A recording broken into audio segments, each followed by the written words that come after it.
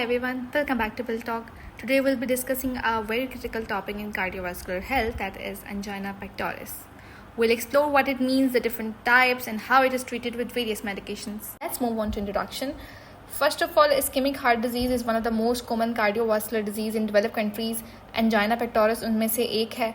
Angina pectoris का मतलब है जी चेस्ट पेन. अब चेस्ट पेन, ये वर्ड जो एंजाइना पेक्टोरस है ये लैटिन से है. एंजाइना का मतलब होता है चॉकिंग या टाइटनिंग फीलिंग, एंड पेक्टोरस का मतलब होता है chest. That is basically derived from word pectus. Okay, now let's move on toward the types of angina. Number 1 is stable angina. Stable angina को हम क्लासिकल एंजाइना भी कह सकते हैं, टिपिकल एंजाइना भी कह सकते हैं, एंड एफर्ट इंड्यूस एंजाइना भी कह सकते हैं. Basically it is a type of chest pain और discomfort that occurs predictably with physical exertion और इमोशनल स्ट्रेस. किसी किस्म की एक्सरसाइज की कोई स्ट्रेस आया, देन चेस्ट पेन की तरफ वो लीड कर जाता है, and that is temporary. That's why we called it effort induce angina, क्योंकि कोई एफर्ट लगाई, कोई स्ट्रेस आया, कोई फिजिकल एक्सरसाइज की, तो पेशेंट या जो पर्सन है वो एंजाइना की तरफ चला गया. That is stable angina, that will be reversed. Next type is unstable angina. ये बहुत ज़्यादा स्वेयर होता है और ये रेस्ट पे भी हो सकता है with minimal exertion, and it is unpredictable. इसका मेन कॉज ये हो सकता है कि कोई क्लॉट फॉर्मेशन हो गई है, आर्थेरोस्क्लेरोटिक प्लाक बन गया है कोरोनरी आर्टरी के अंदर, और इसके सिम्टम्स बहुत ज़्यादा स्वेयर होते हैं. अनप्रेडिक्टेबल चेस्ट पेन होती है, ना वो रेस्ट से रिलीव होगी, और वो कोई यूजुअल मेडिकेशंस नाइट्रोग्लिसरीन्स लेने से भी ठीक नहीं होगी. उसकी मैनेजमेंट यही हो सकती है कि अर्जेंट मेडिकल अटेंशन चाहिए, एंटी प्लेटलेट एजेंट्स यूज़ हो सकते हैं. देन अदर थेरेपीज़ भी हैं, anti coagulants, nitrates, beta blockers या रीवैस्कुलराइजेशन. Third type is very different from others, that is Prince metal variant angina. That is a rare form caused by coronary artery spasm. Coronary artery के spasm से ये होता है, और that chest pain is typically at rest, और ज़्यादातर सुबह में होती है और कुछ घंटों के लिए होती है, and that is not related to physical exertion. इस केस में हम कैल्शियम चैनल ब्लॉकर्स यूज़ करवा सकते हैं, नाइट्रेट्स दे सकते हैं टू प्रिवेंट एंड रिलीव स्पाज्म्स.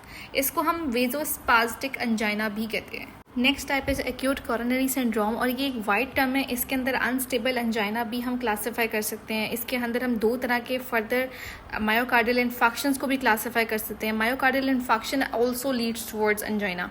तो मायोकार्डियल इन्फेक्शन भी दो तरह के होते हैं. तो पहले इसको समझने के लिए हम एक चीज़ समझ लेते हैं.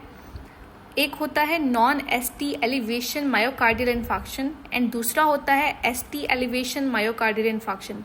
हैं ये दोनों मायोकार्डियल इन्फेक्शन ही, लेकिन दोनों का डिफरेंस बेसिकली ईसीजी पे डिपेंड कर रहा है.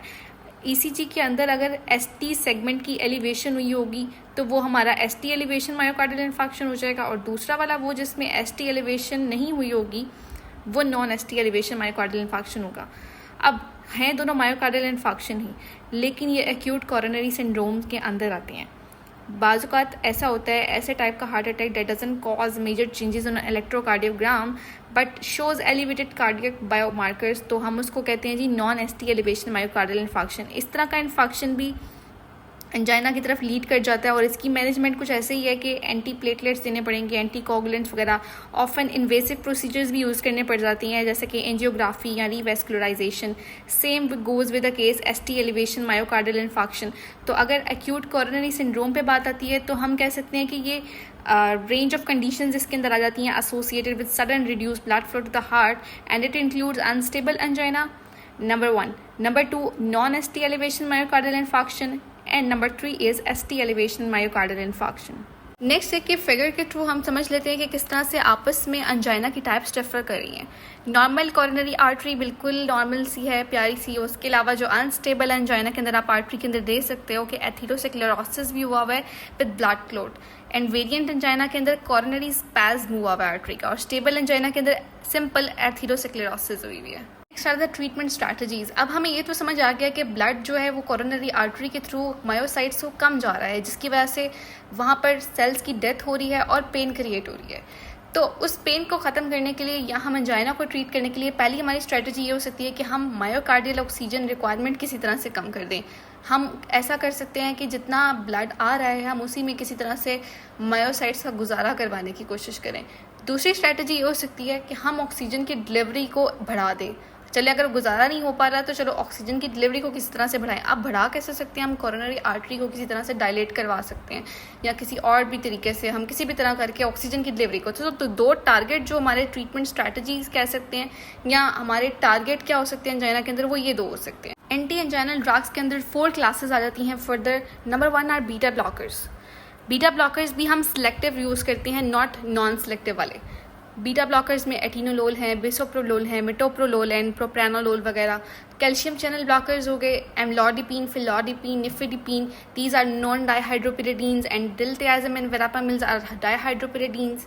Number 3 are nitrates, nitroglycerin, isosorbide dinitrate and isosorbide mononitrate. Number 4 is sodium channel blocker, जिसमें हम रेनोलाजीन यूज़ करते हैं. तो हम इनको बारी बारी अब देख लेते हैं कि ये अपना काम कैसे कर रहे हैं. सबसे पहले बात करते हैं बीटा ब्लॉकर्स के ऊपर.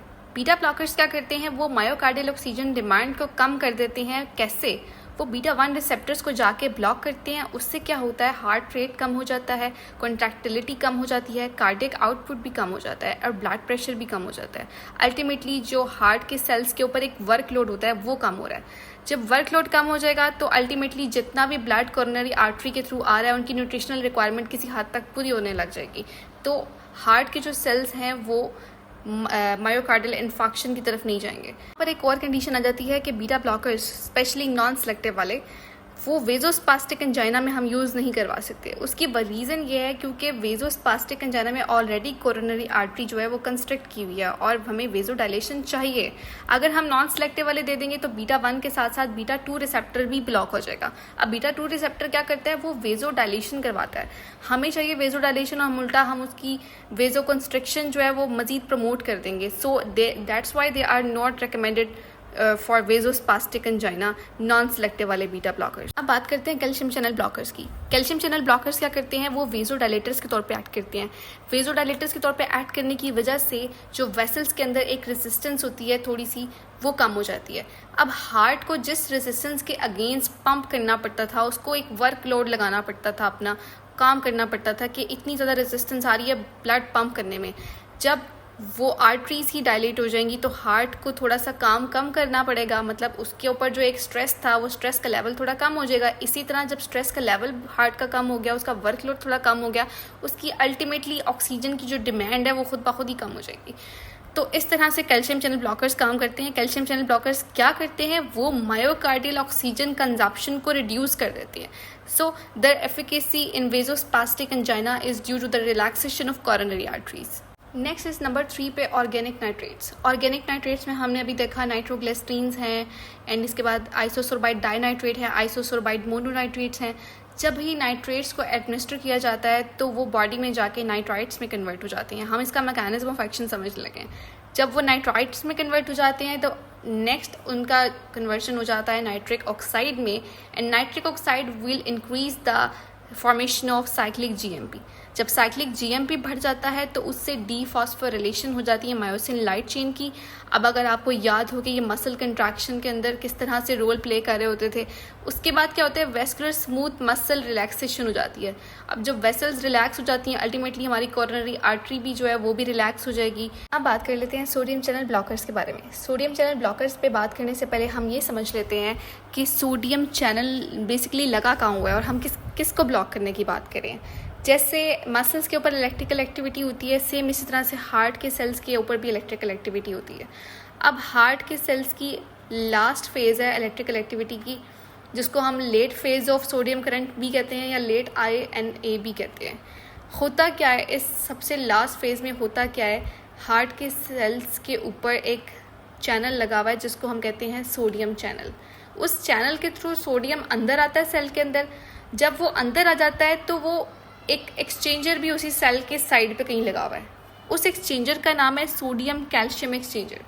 वो एक्सचेंजर क्या करता है, जो सोडियम सेल के अंदर आया होता है वो उसको पकड़ता है और उसको बाहर फेंक देता है. उसके बदले में बाहर से कैल्शियम को उठा के सेल के अंदर ले आता है. जब कैल्शियम सेल के अंदर आ जाता है तो अल्टीमेटली सेल जो है कंट्रैक्ट करता है और सारे के सारे मायोसाइट्स मिलकर कंट्रैक्टिलिटी को शो करते हैं और इस तरह से हार्ट का कार्डियक आउटपुट बढ़ता है, हार्ट पंप करता है. तो अल्टीमेटली सोडियम इस तरह से काम कर रहा है. अब हम क्या करने वाले हैं, हम सोडियम चैनल को ही ब्लॉक करवा रहे हैं. तो हमारे पास रेनोलाजीन है और वो रेनोलाजीन क्या करती है, वो late phase of sodium current को जाके इनहिबिट करती है. उससे क्या होगा, सोडियम जब सेल्स के अंदर ही नहीं आएगा, उसके एक्सचेंज में कैल्शियम भी नहीं आएगा. और जब कैल्शियम नहीं आएगा तो कॉन्ट्रैक्टिलिटी नहीं होगी, कार्डियक आउटपुट कम हो जाएगा और इस तरह से हार्ट के ऊपर जो एक लोड है वो कम हो जाएगा, वर्क लोड उसका कम हो जाएगा. जो सोडियम चैनल ब्लॉकर्स होते हैं ये डायस्टोलिक फंक्शन को भी इंक्रीज़ करते हैं, तो हम इनको एंटी एंजाइनल के तौर पे भी यूज़ करवा सकते हैं। एंटी एरिथमिक प्रॉपर्टीज़ भी ये लोग रखते हैं। इसको हम अकेले भी यूज़ करवा सकते हैं और इसको हम ट्रेडिशनल एंटी एंजाइनल थेरेपीज़ के साथ भी यूज़ करवा सकते हैं। नेक्स्ट हम बात कर लेते हैं कुछ कॉमन एडवर्स इफेक्ट की। बीटा ब्लॉकर्स की बात करते हैं सबसे पहले। Beta blockers can cause bradycardia, cold extremities, hypotension. Bradycardia इस वजह से क्योंकि बीटा 1 रिसेप्टर ब्लॉक हो रहा है तो अल्टीमेटली हार्ट रेट कम हो रहा है। इसके अलावा कोल्ड एक्सट्रीमिटीज़ इस वजह से हो सकता है अगर तो नॉन सेलेक्टिव वाला बीटा ब्लॉकर यूज़ किया जा रहा है जो बीटा 1 के साथ साथ बीटा 2 को भी जाके ब्लॉक कर रहा है। उसकी वजह से जो पेरिफेरल टिश्यू की तरफ ब्लड फ्लो है वो कम जाएगा। That could lead towards cold extremities and hypertension पे अगर बात करें तो हाइपरटेंशन क्यों हो रही है? क्योंकि हार्ट रेट कम हो रहा है, कॉन्ट्रैक्टिलिटी कम हो रही है। बीटा ब्लॉकर जो है कार्डियक आउटपुट को कम कर रहे हैं, नेगेटिव आइनोट्रोपिक इफेक्ट आ रहा है, इस वजह से हम कह सकते हैं कि हाइपरटेंशन हो रही है। हम बात कर लेते हैं common adverse effects of calcium channel blockers. सबसे पहले एडवर्स इफेक्ट तो हेडेक क्यों हो रहा है? क्योंकि कैल्शियम चैनल ब्लॉकर्स करवा रहे हैं रिलैक्सेशन स्मूथ मसल्स की ब्लड वेसल्स में। अब उसकी वजह से वेजोडाइलेशन हो रही है। अब ये वेजोडाइलेशन पर्टिकुलरली सेरेब्रल आर्टरीज में भी होगी जिसकी वजह से ब्रेन की तरफ ब्लड फ्लो जो है वो बढ़ जाएगा। अब जो ये ब्लड फ्लो प्रेशर का जो एक चेंज आ रहा है सेरेब्रल वेसल्स में उसकी वजह से कह सकते हैं कि हेडेक हो सकता है। सो इसका एक प्रॉपर एक प्रोनाउंस सा एक इफेक्ट नहीं इतना पता क्लियरली, लेकिन कॉमन थ्योरी ये मानी जाती है कि हेडेक इस वजह से हो रहा है। फ्लशिंग पे बात करें तो फ्लशिंग क्यों हो रही है? क्योंकि कैल्शियम चैनल ब्लॉकर वेजोडाइलेशन करवा रहे हैं पेरिफेरल ब्लड वेसल्स में including those on the skin as well. Increase blood flow की वजह से skin leads to a sensation of warmth and visible reddening particularly on the face, neck and upper chest. Flushing generally तो harmless होती है but can be uncomfortable and socially embarrassing for some patients. So it is more common with dihydropyridine calcium channel blocker than with the non डाइहाइड्रोपिरिडीन calcium channel blockers. इसके अलावा hypotension भी एक इसका adverse effect माना जा सकता है। कैल्शियम चैनल ब्लॉकर रिड्यूस कर देते हैं the tone of vascular smooth muscle leading to decrease peripheral vascular resistance, जिसकी वजह से अल्टीमेटली खुद ब खुद सिस्टमिक ब्लड प्रेशर जो है वो कम हो जाएगा। पर्टिकुलरली ये वाला इफेक्ट हमें वेरापामिल के साथ देखने को मिलता है। दैन कैल्शियम चैनल ब्लॉकर्स के बाद नाइट्रेट्स के भी ऑलमोस्ट सेम एडवर्स इफेक्ट्स हैं। अब हम बात करते हैं कुछ कॉमन एडवर्स इफेक्ट ऑफ रेनोलाजीन पे। सबसे पहले तो डिजीनेस। होता क्या है कि रेनोलाजीन ऑल्थो एक प्राइमरीली कोई ब्लड प्रेशर लोअरिंग ड्रग तो नहीं है, उस तरह से डायरेक्टली तो नहीं इफेक्ट करती, लेकिन रेनोलाजीन कॉज कर सकती है कुछ minor hypotension in some patients that contribute to dizziness. इसके अलावा कॉन्स्टिपेशन बड़ा एक नॉन साइड इफेक्ट है रेनोलाजीन का। रेनोलाजीन क्या करता है? वो जीआईटी की मोटिलिटी को कम कर देता है, पेरिस्टाल्टिक एक्टिविटी को रिड्यूस कर देता है, जिसकी वजह से कॉन्स्टिपेशन हो जा सकती है। अब constipation can be bothersome and may require dietary adjustments.